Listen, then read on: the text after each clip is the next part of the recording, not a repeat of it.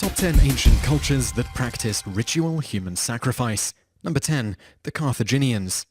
Carthaginian society is paradoxical in that it was one of the wealthiest and most powerful civilizations in the ancient world, and yet it engaged in some rituals that even its barbaric contemporaries considered horrifying. This included infant sacrificial killings. Many experts believe that the offering of babies to gain favor of the gods helped the Carthaginians control their increasing population. They also believe that infant sacrifice was deliberately done by wealthy Carthaginian parents to keep their wealth intact.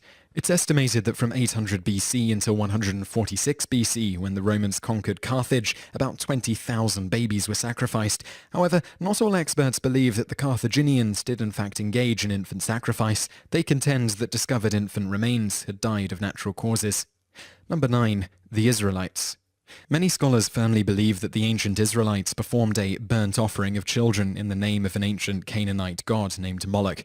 Not all of ancient Israel practiced this ritual. Experts believe it was only practiced by an Israelite cult that had dedicated their lives to worshipping Moloch, and that the ritual had a Canaanite origin.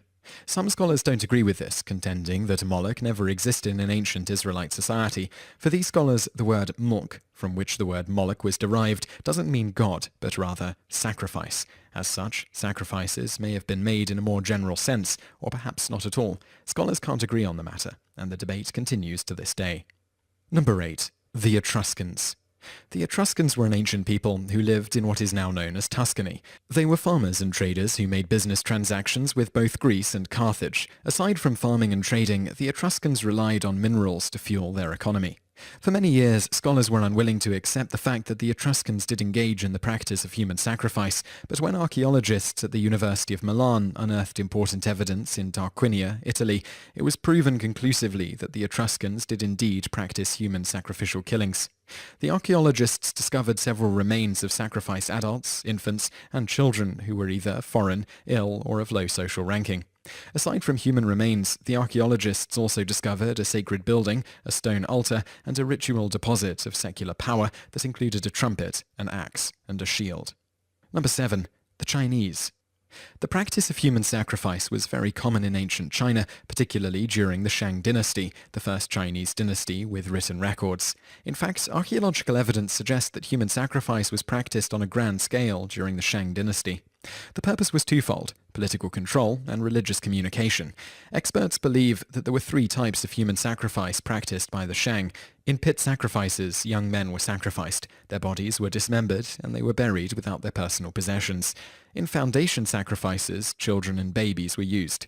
Archaeological evidence shows that these human sacrifices experienced violent deaths, and they too were buried without possessions. Finally, in internment sacrifices, young girls were sacrificed. Unlike the first 2, they were buried in the standard burial position, and their bodies were kept intact. Number 6. The Celts. The Celts practiced human sacrificial killings as part of their religious rituals, and there's extensive evidence to prove it. There are the written works of Roman and Greek historians, Irish texts written during medieval times, and recent archaeological evidence. Strabo, a Greek geographer and philosopher, discussed the Celtic ritual of human sacrifice in his book, Geography. He said, "They, the Celts, would strike a man who had been consecrated for sacrifice in the back with a sword, and make prophecies based on his death spasms, and they would not sacrifice without the presence of the Druids." Furthermore, he mentioned the wicker man and how the Celts used it for sacrifice. They would construct a huge figure of straw and wood, and having thrown cattle and all manner of wild animals and humans into it, they would make a burnt offering of the whole thing. Many scholars doubt the veracity of Strabo's accounts, as well as other Greek and Roman historians, primarily because their works were filled with political propaganda. However, the discovery of a male body in Lindo Bog proved once and for all that the Celts did engage in human sacrifice to some degree. The Lindo man is said to have been strangled, hit on the head, and had his throat cut in quick order, then surrendered to the bog. Number 5. The Hawaiians. The ancient Hawaiians believed that by sacrificing humans, they could gain the favor of Ku, the god of war and defense, and achieve victory in their battles. Sacrifices were held in temples called heiau.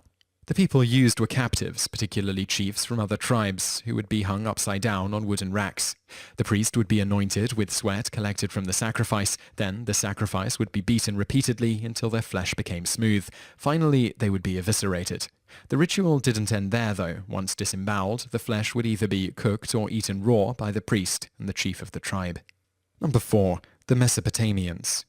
The Mesopotamians practiced human sacrifice as part of the burial rituals of their royal and elite families. Palace attendants, warriors, and handmaidens were sacrificed for the purpose of accompanying their masters into the afterlife.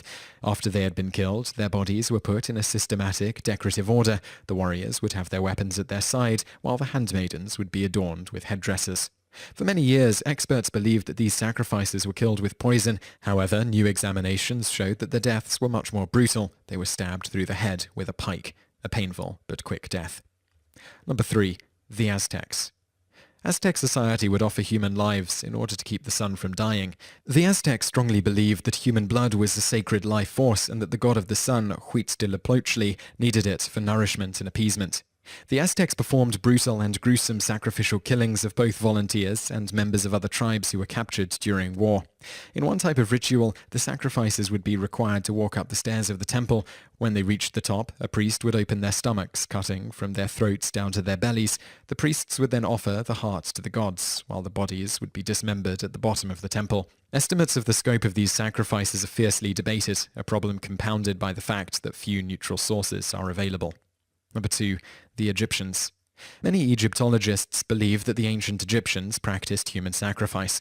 Though there are some experts who disagree with this, sacrificial tombs found in Abydos prove that the ancient Egyptians did engage in at least some ritual retainer sacrifice, where the servants of pharaohs or other key figures would be killed so they could continue to serve in the afterlife. Renowned Egyptologist George Raisiner suggested that the tombs of King Jer and King Aha were filled with servants who were sacrificed by being buried alive with their tools. Raisiner also hypothesized that the wife of King Jer was buried alive with his body. However, these retainer sacrifices were eventually phased out and replaced with symbolic human figures. Number 1. The Incas. The Incas resorted to the human practice of sacrificing to the gods, particularly the offering of their children, as a way to prevent natural calamities. The Inca Empire was plagued by numerous natural disasters, including volcanic eruptions, earthquakes, and floods. The Inca believed that these natural catastrophes were controlled by the gods, and that favor needed to be gained through sacrifice. While many sacrifices were prisoners, some children were raised solely for the purpose of being ritually killed under the belief that physically healthy children were the purest sacrifices the Inca could offer. The Inca family firmly believed that there was an afterlife where the children who were sacrificed would live in a better, happier place. In addition, the sacrifices were often treated very well before they were killed. They were given an excellent diet, a feast in their honor, and even a meeting with the emperor. If you enjoyed this video, be sure to subscribe to our channel by clicking the subscribe button in the top right. Our channel has loads of other awesome videos just like this.